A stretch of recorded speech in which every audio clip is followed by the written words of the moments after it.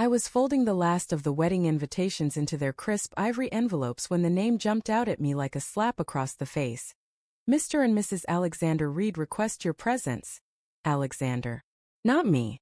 Not Michael. Her ex's name. Printed in the same elegant gold foil we'd argued over for weeks. My hands went numb.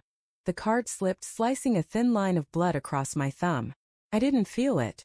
All I felt was the floor tilting under me. The room shrinking until the only thing in focus was that single impossible word. I stood there in the kitchen, the stack of invites beside me like a tower of lies. Sarah was humming upstairs, some pop song she used to play when we first started dating. The sound floated down the staircase, light and careless, the way she used to be before the wedding planning swallowed her whole. I stared at the card again, willing the letters to rearrange themselves into my name. They didn't. Alexander. The guy she dated for 4 years in college. The one she swore was ancient history.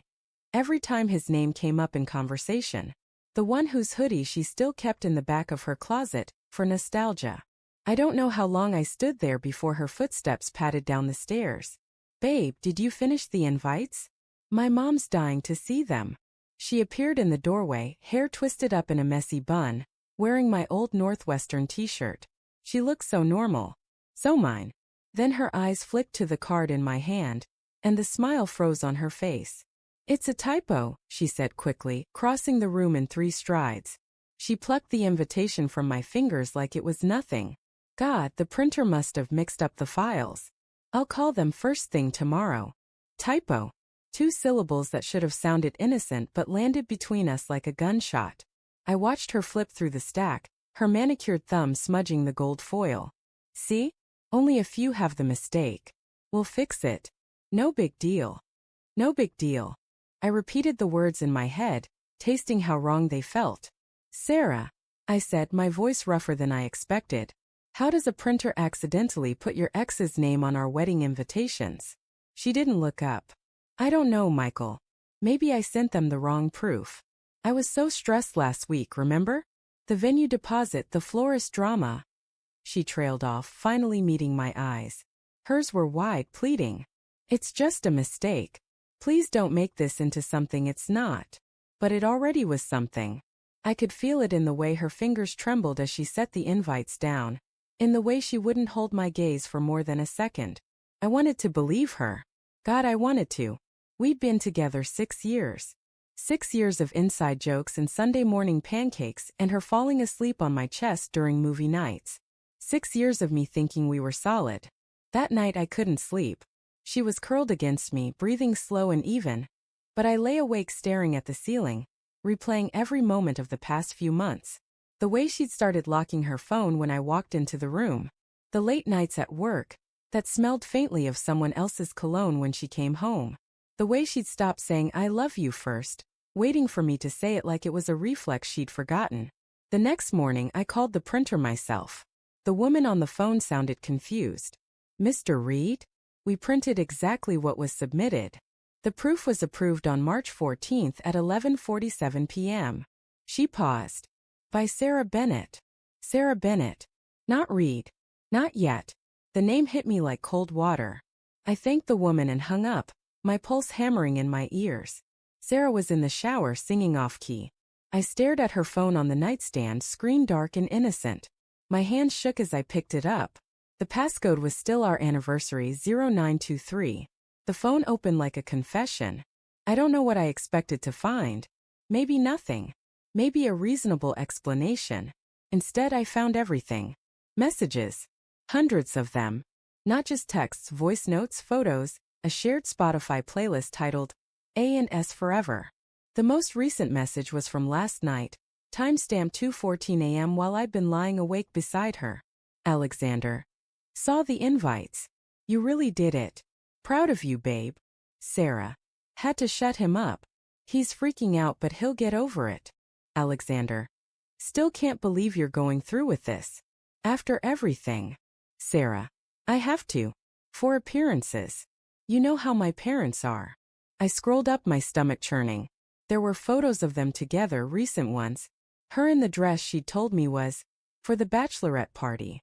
Him kissing her neck in a hotel mirror. A video of her laughing in his car, the same laugh she used to save for me. The messages went back months, years. They'd never stopped talking. Not really. She'd just gotten better at hiding it. I sat on the edge of the bed, phone heavy in my hand, until the shower shut off. Sarah emerged in a cloud of steam, towel wrapped around her, skin flushed. She saw me with her phone and stopped dead. Michael, don't. My voice cracked like ice. Just don't. She crossed the room slowly, like I was a wild animal. It's not what you think. Then what is it, Sarah? Because it looks like you've been fucking your ex for the last 2 years while planning our wedding. It looks like you put his name on our invitations on purpose. It looks like you never stopped loving him. Her face crumpled. Not with guilt, with frustration. You don't understand. Alex and I were complicated. We always have been. But I chose you. I'm here, aren't I? I'm marrying you. You're not marrying me, I said, holding up the invitation. You're marrying the idea of me. The stable guy. The one your parents approve of. The one who doesn't ask questions when you come home late smelling like someone else. That's not fair. Her voice shook. You think I don't love you? I do. I love the life we have. The apartment, the routines, the way you make coffee exactly how I like it. I love all of that. But you don't love me. The words came out flat, final. You love the version of me that lets you keep him on the side. She started crying then. Big messy sobs that should have broken my heart, but only made me tired. I was going to end it. After the wedding. I swear.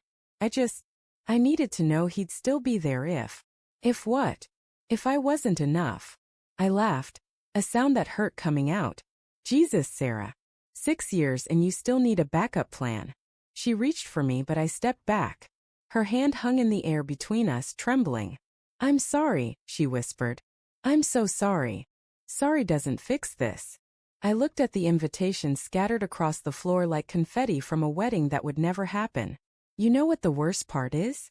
I would have forgiven the affair. If you'd come clean. If you'd chosen me for real. But this? Putting his name on our future? That's not a mistake. That's a message. I left that day. Packed a bag while she sat on the couch, mascara streaking her cheeks, begging me to stay and talk. But there was nothing left to say.